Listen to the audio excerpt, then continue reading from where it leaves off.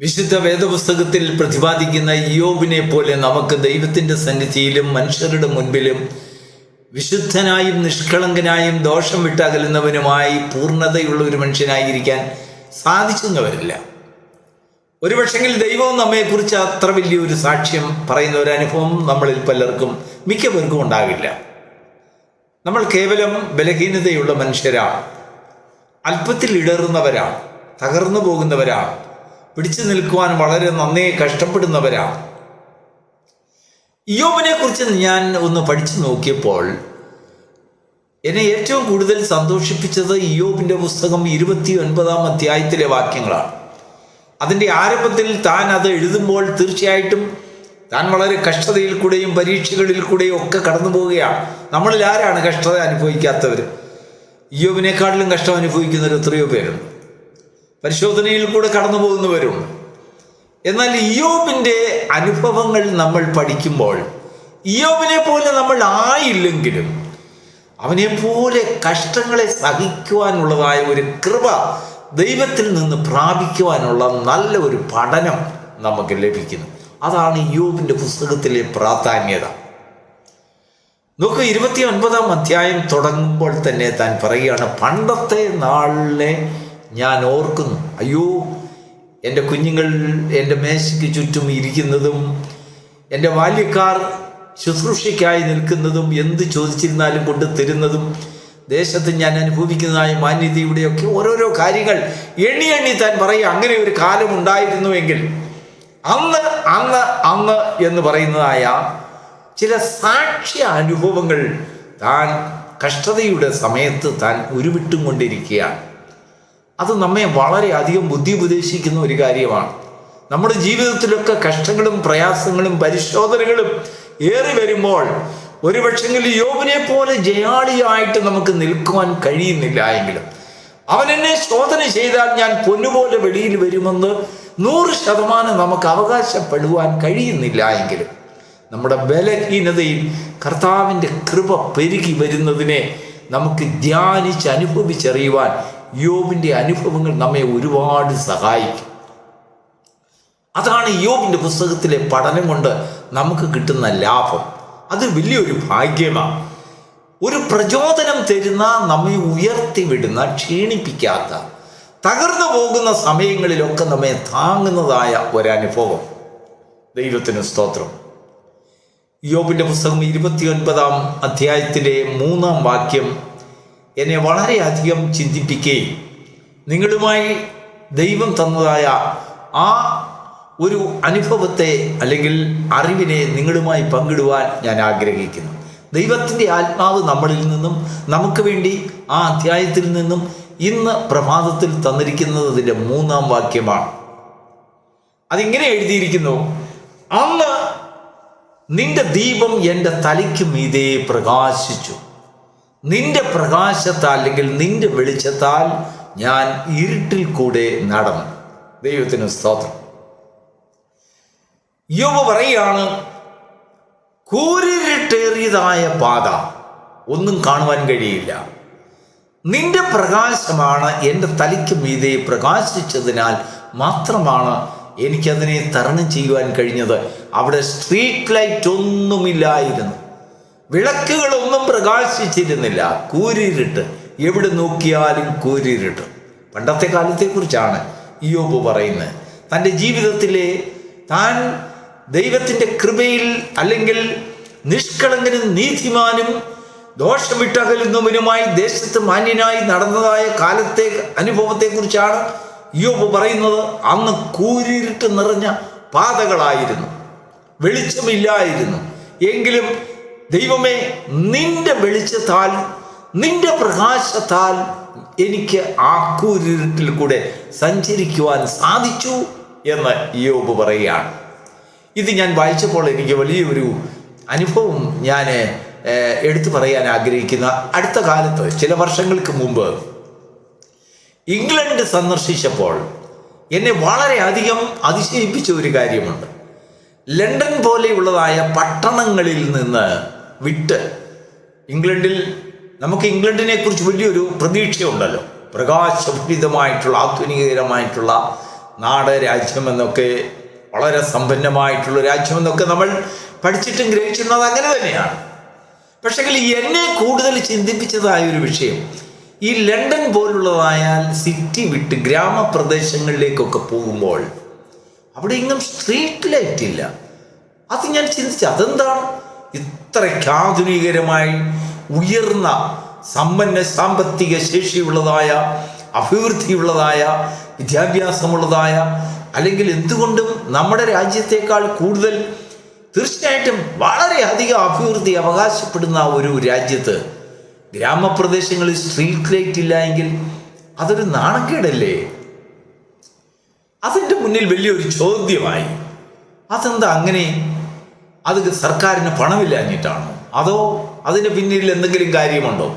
തീർച്ചയായിട്ടും ഒരു അറിവുള്ള വ്യക്തിയുമായിട്ട് ആ വിഷയം പങ്കിടണമെന്ന് എനിക്ക് തോന്നി. അവിടുത്തുകാരിൽ ഒരു നല്ല സഹൃദയനായിട്ടുള്ള ഒരു മനുഷ്യനോട് ഞാൻ ചെന്ന് ഈ വിഷയം അന്വേഷിച്ചു.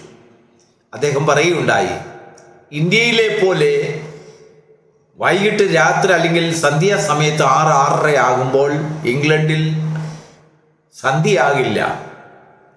രാത്രി 11 മണി വരെയൊക്കെ അല്ലെങ്കിൽ നമ്മുടെ പകൽ വെളിച്ചം പോലെ അവിടെ പ്രകാശമുണ്ട്.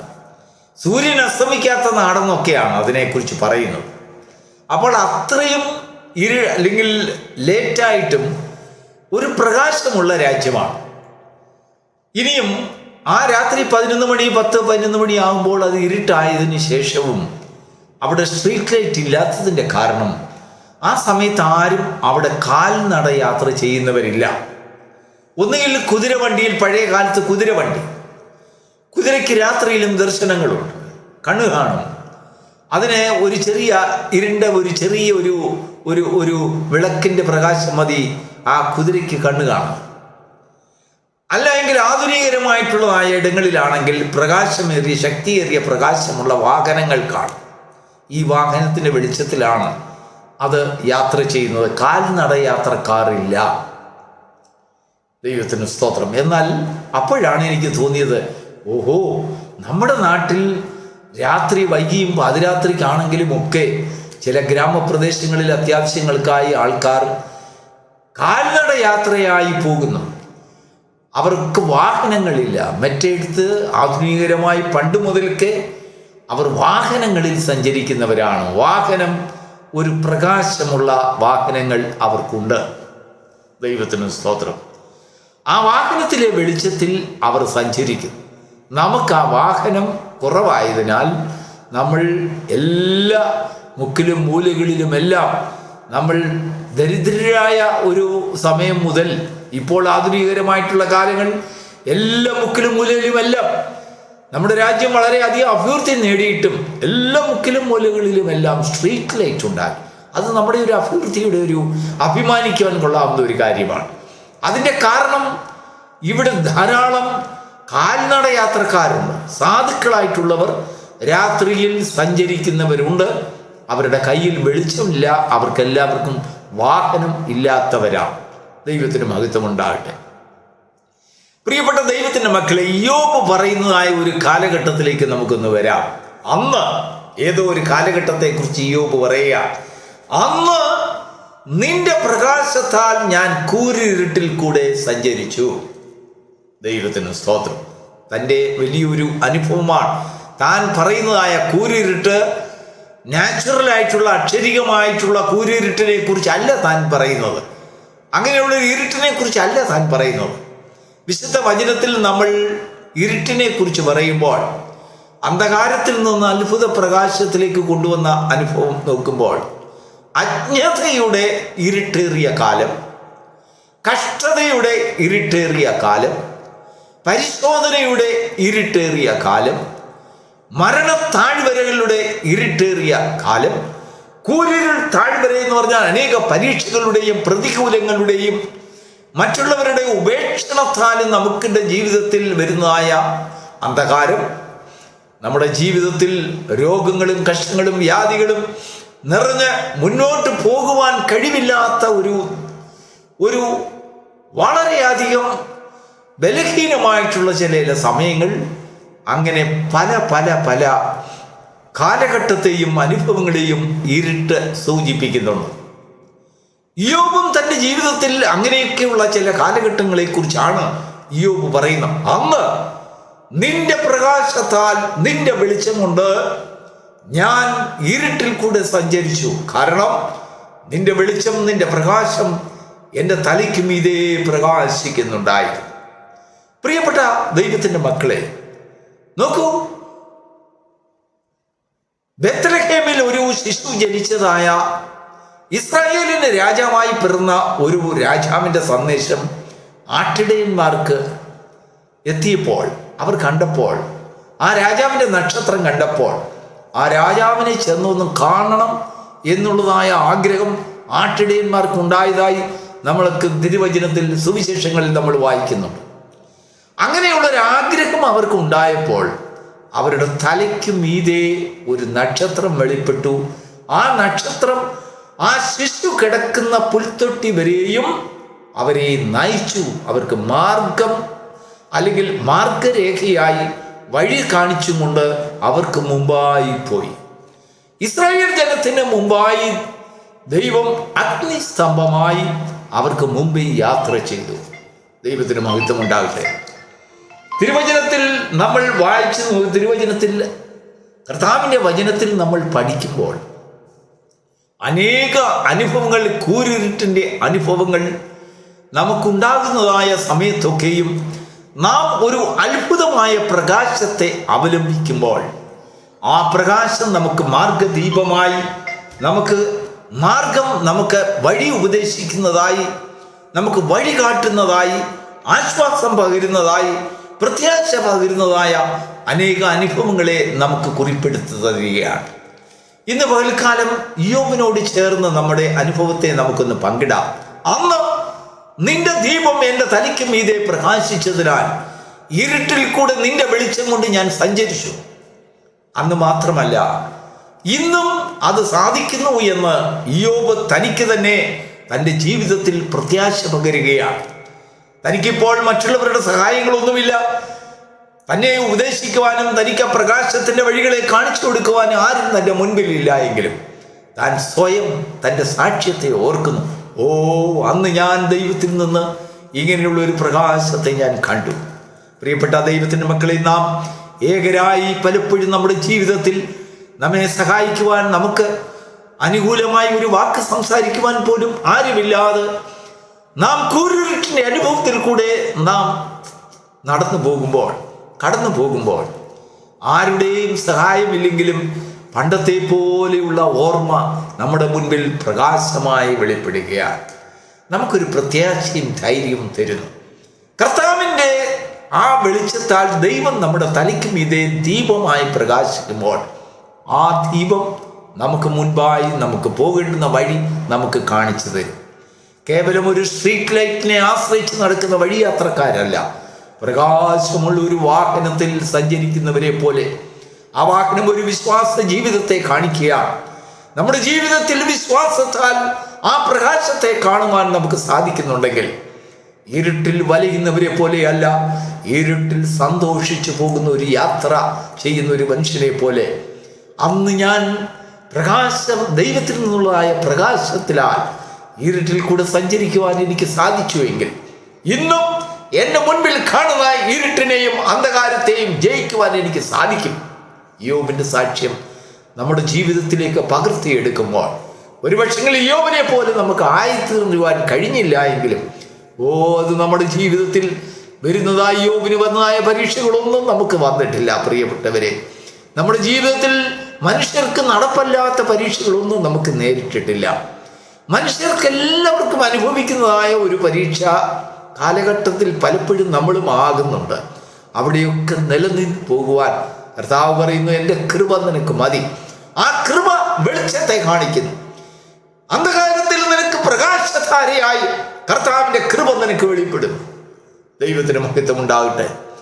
ഇരുട്ടിൽ നശിച്ചു പോകുന്നവരെ പോലെയല്ല, ഒരു പ്രകാശധാരയെ നിന്റെ മുൻപിൽ കണ്ടുകൊണ്ട്, ഒരു നക്ഷത്രത്തെ നിന്റെ മുൻപിൽ കണ്ടുകൊണ്ട് ആ നക്ഷത്രത്തിൻ്റെ വിശേഷതയെക്കുറിച്ച് നിനക്ക് മനസ്സിലാക്കുവാനുള്ള ഒരു ജ്ഞാനം ദൈവം നിനക്ക് തരും. അത് നിന്നെ പോകേണ്ടുന്ന വഴി നിനക്ക് കാണിച്ച് നിന്നെ വഴി നടത്തും. ജയാളിയായി നിന്റെ യാത്ര ചെയ്ത് നിനക്ക് ഒരു വിശ്വസ്തതയുള്ള ദൈവത്തിൻ്റെ മുഖത്തെ നിനക്ക് കാണുവാൻ കഴിയും. അന്ധകാരത്തിൽ നിന്ന് അത്ഭുത പ്രകാശത്തിലേക്ക് വിളിച്ചവൻ, ഒരു അങ്ങനെ പ്രകാശത്തിലേക്ക് വിളിച്ചവൻ എന്താണ് ചെയ്തതെന്ന് അറിയാമോ? ആ പ്രകാശം നമ്മെ കാണിച്ചു. അന്ധകാരത്തിൽ ഇരുന്നതായ നമ്മെ അത്ഭുതമായ ഒരു പ്രകാശം കാണിച്ചുകൊണ്ടാണ് വരുവീൻ, ഈ പ്രകാശത്തിലേക്ക് കടന്നു വരുവീൻ എന്ന് ദൈവം നമ്മെ വിളിച്ചത്. ആ വിളി കേട്ടവർക്ക് ആ പ്രകാശത്തെക്കുറിച്ച് ഒരു ധൈര്യമുണ്ട്. കൂരിരുൾ പാതകളിൽ, മരണത്തിൻ്റെ താഴ്വരകളിൽ കൂടെ, പരിശോധനയുടെ താഴ്വരകളിൽ കൂടെ, ആ ഇരുട്ട് പാതകളിൽ കൂടെ നീ നടക്കുമ്പോൾ നിന്റെ കാലുകൾ ഇടറാതെ ദൈവത്തിൻ്റെ പ്രകാശം നിന്റെ മേൽ പ്രകാശിക്കും. പ്രയാസങ്ങളുടെയും പരീക്ഷകളുടെയും മധ്യത്തിൽ ആരും സഹായമില്ലാതെ നിന്നെ വിളിക്കുന്നത് കേട്ട് ദൈവം താമസിച്ചു പോയെന്നിരിക്കട്ടെ, നിന്നെ താങ്ങുവാൻ കർത്താവ് ഓടി വന്നില്ല എന്ന് നിനക്ക് ഒരു ആദി പൂണ്ടതായ ഒരു ഹൃദയമുണ്ടെന്നിരിക്കട്ടെ. അപ്പോഴും നിനക്ക് എന്ത് ചെയ്യണമെന്നറിയാമോ? അന്ന് ദൈവം എന്നെ താങ്ങി. ഒരിക്കലും ഞാൻ പ്രകാശമില്ലാത്തവരായിരുന്നു, എന്നാൽ ദൈവത്തിന്റെ കൃപ പ്രകാശത്തോടുകൂടി എൻ്റെ മേൽ ഉദിച്ചു. അവന്റെ മഹാപ്രകാശം വെളിച്ചമെന്നെ കാണുമാറാക്കി. ഞാൻ അന്ധകാരത്തിലൂടെ നിന്നവനെ പോലെ അല്ല, ഒരു വെളിച്ചം ഞാൻ കണ്ടത് കൊണ്ടാണ്. ദൈവത്തിന് സ്തോത്രം. അപ്പോസ്തലനായ പൗലോസ് ഗലാത്യ സഭയ്ക്കും കൊരിന്ത്യ സഭയ്ക്കും റോമാ സഭയ്ക്കും ഒക്കെ ലേഖനം എഴുതുമ്പോൾ താൻ ഒരു കാര്യം തറപ്പിച്ച് പറയുന്നുണ്ട്. റോമാ സഭയോട് പറയാണ്, ഞാൻ ഒരു വെളിപ്പാടുള്ളവനായിട്ടാണ് പോയത് എന്ന് പറഞ്ഞാൽ ഒരു പ്രകാശം, ഒരു വെളിച്ചം ഞാൻ കണ്ടു. ആ വെളിച്ചം മിന്നുന്ന ഒരു വെളിച്ചം ഞാൻ കണ്ടു. ആ കാഴ്ചയാണ് എന്നെ നയിക്കുമാറാക്കിയത്. ദൈവത്തിന് സ്തോത്രം. അപ്പോസ്തലനായ പൗലോസിനെ ദൈവം സന്ദർശിച്ചപ്പോൾ ഒരു വലിയ ഇരുട്ട്, ഒരു കുരു അല്ലെങ്കിൽ ഒരു അന്ധത അവന് വരുത്തിയതിനു ശേഷം മിന്നുന്ന ഒരു വെളിച്ചം അവനെ കാണിച്ചു. ആ വെളിച്ചം അവനെ അന്ത്യം വരെയും പ്രകാശത്തിൽ കൂടെ നടത്തുവാൻ ശക്തിയുള്ള പ്രകാശമാണെന്ന് ആ പൗലോസിന് ഒരു പ്രത്യാശ ദൈവം കൊടുത്തു. ആ പ്രത്യാശയുടെ അനുഭവത്തിൽ തൻ്റെ ജീവിതത്തിൽ അന്ത്യം വരെയും ഓടുവാൻ വിശുദ്ധന്മാർക്ക് ദൈവം കൃപ കൊടുത്തെങ്കിൽ, പ്രിയപ്പെട്ട ദൈവമക്കളെ, നാമും ആ പ്രകാശത്തെ കണ്ട് ഓടുന്നവരായി, അനുഭവ സാക്ഷി നമ്മുടെ ജീവിതത്തിലുള്ളവരായി തീരുമെങ്കിൽ ഒരന്ധകാരത്തിനും നമ്മെ തോൽപ്പിക്കാൻ കഴിയില്ല. ഏയാളിയായി ദൈവത്തിൻ്റെ സന്നിധിയിൽ നിൽക്കുവാൻ കഴിയും. God bless you.